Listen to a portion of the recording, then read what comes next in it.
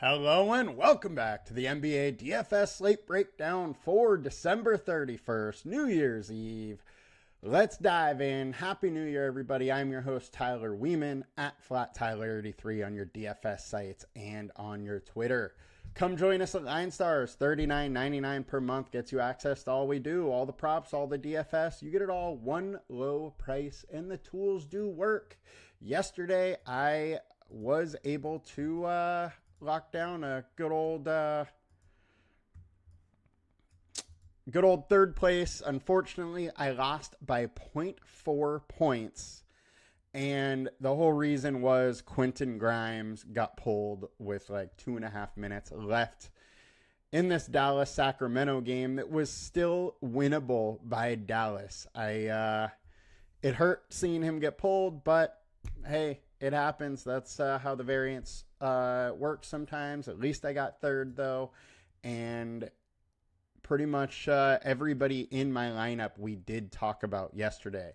We didn't talk about THT and Kobe White, though, as the news of Zach LaVine, who was probable, ended up being out, swayed me to go much heavier on Chicago than I was previously.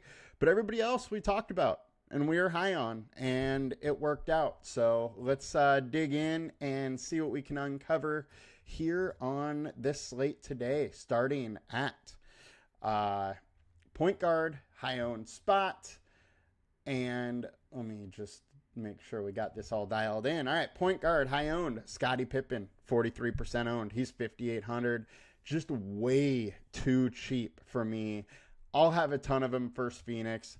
Phoenix has been much better versus point guard this year than last year, but all in all, it's a great spot. And Scottie Pippen just has way too high of a ceiling for a 5,800 price tag when he starts and likely gets solid minutes here. We have him at 28.5. I think the most likely situation is that he's actually playing more like 30 to 32. You know, we do have multiple guards out, being Marcus Smart and Ja. So I like the spot for Scottie Pippen. Chris Dunn, 4,900, 30% owned. Look, I think he's a little pricey. He is in an excellent spot. Shooting guard versus Spurs is one of the premier matchups on this slate. My issue is he just doesn't really have a ceiling at his price. I mean, he's hit 30 3 times this year. You know, he is consistently in the high 20s to 30. So I don't mind him as a filler option, but I think that pushing 30+% is just too high on him when we really need some outlier scores. And the likelihood of him giving us an outlier score is very small today. I think you can fade him and not be worried that he's going to absolutely kill your lineups by not having him. Chris Paul, 6,300. Look, everybody's healthy, and with that, I don't love the spot for Chris Paul. Also, the Clippers have been pretty tough versus point guard, so it's a spot where I'm fading a little bit. Donovan Mitchell, 8,700. I have a hard time paying for him when everybody's healthy. And he still does have a huge ceiling, and it can happen from time to time. But I'm just not really going there. He's at 1.32 fantasy per minute, which is solid. But I would rather go to Darius Garland, who's at 1.18 on the year. And, 1,300 cheaper. Also playing really well right now, has been around 40 or over 40 a ton this season. I just like the Darius Garland spot more than Mitchell, so that's why I'd rather pivot to Garland here, and he's lower owned.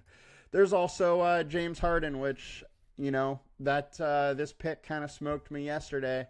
Had a lot of good lineups that he was just, killing us on, but hey, that's how it happens, and I like these high variance players. I can get 30 one night and 60 the next. And I'm fine going back here at these type of ownerships. I think people are going to be scared after, really like a week of poor playing for Harden. One thing I know for certain, though, is he bounces back. Next, we got Luke Kennard, 4,100. Memphis, just has a ton of injuries.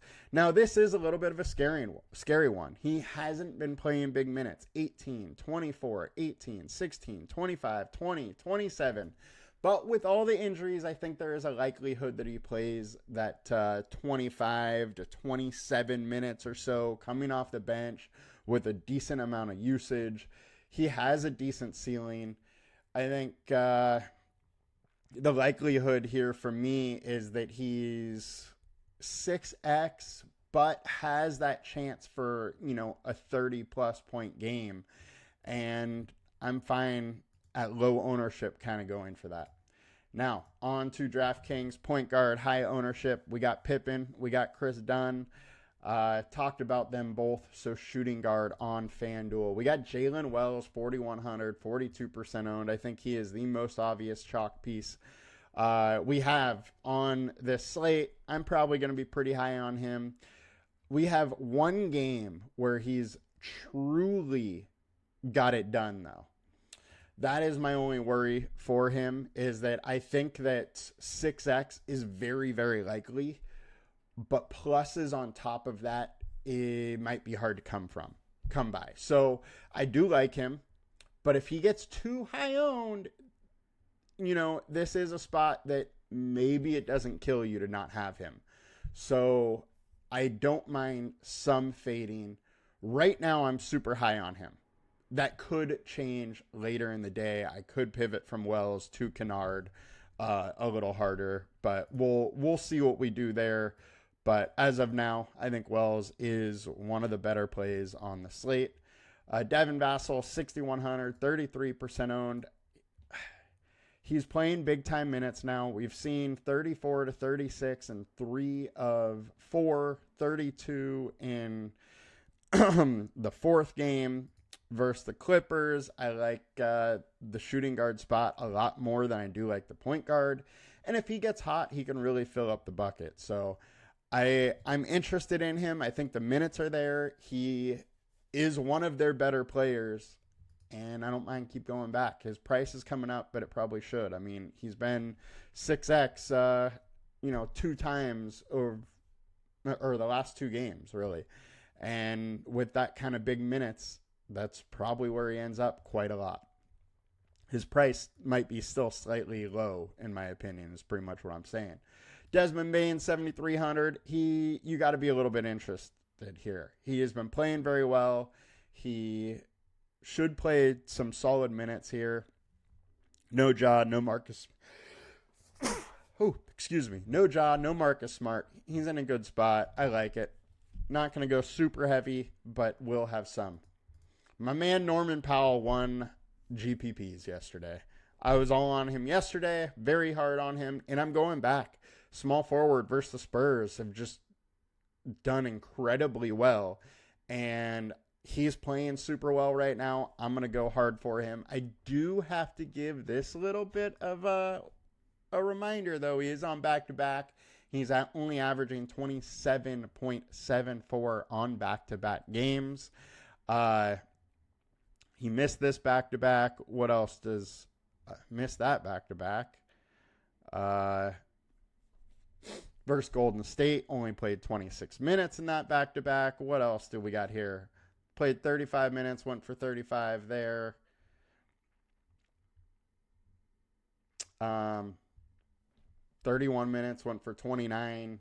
So he's had several the sample size is really only 3 back-to-backs for this average. So that's why I'm not getting, too crazy about it that he's not good on short rest. But he's playing too well for me not to go here in a good spot versus the Spurs. Luke Kennard we covered, and we will move it on over to DK. John Concar, Desmond Bane, Luke Kennard. Concar, 4,200, should play big minutes. Started and played 34 minutes last game. If he starts again, you could probably expect that 32 plus, and at 4,200, that is way too much, or way too high upside to not play. And him and Wells are both going to be very high owned for good reason, but just can't, can't block out some of the bench guys for Memphis. Their rotations all year long have been kind of funky, where so many guys are playing that 25 to 28 minute range, where you just don't really truly know what they're going to do from a night in, night out standpoint. Bain we covered, don't mind that. And let's get over to small forward on FanDuel. Konkar, Wells, Bain, covered all of them just now. Pricing similar. Konkar is higher over on FanDuel, but not too much. Still fine with him. Powell we like. LeBron James, birthday boy, turned 40 years old, I believe yesterday, and he is questionable. So we do have to watch the injury report here, but he has a big-time ceiling, and he's under 10K. He's playing the Cavs, but in LA, not in Cleveland, so I don't think that gives as much of a boost to him as it normally would. But, hey, as long as he's playing, I think he's in a very good spot versus the Cavs. Power forwards have smoked them a little bit recently, and definitely interested in some LBJ. Dean Wade, 4,100. I think he's a little cheap. We're chasing a ton of Memphis guys because they're 4,100 and starting. Yes, Dean Wade likely only gets 24, 26 minutes opposed to 26, 28. But it's in a, decently paced game, 228 total. He's played well lately. We see, of the last 5 games, he has 2 30 burgers at 4,100. We've seen 4 30 burgers this season. When he starts, he generally plays 24, 26 minutes. I'm interested. I think we're lowballing his minutes a little bit, 24. I think we easily see 25, 26, and I'm fine having a decent amount of weight at low ownership when nobody wants to go there on a small slate. Small forward on DK, all guys we have talked about, so we will just move it on to power forward on FanDuel.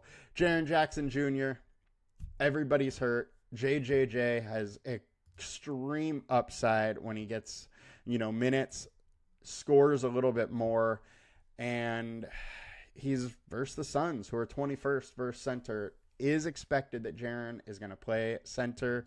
There's no Eddie, no Aldama, so they are lacking big men a little bit in this spot. I think Jaren Jackson is an interesting spot for sure. Wemby, 11.7K versus Zubac and the Clippers. You can never count him out. He went for 78 versus them earlier this season.